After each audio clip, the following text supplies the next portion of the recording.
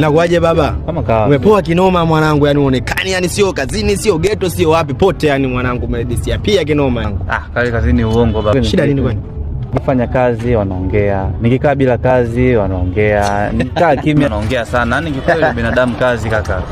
Domi, nikwambie kitu rafiki yangu, upepo mzuri tai kuruka hata siku moja. Sahihi. Watu wanazungumza sana, utashindwa kufanikisha unachokitaka. Wameongea jana, wataongea leo, wataongea kesho, wataongea na kesho kutwa pia.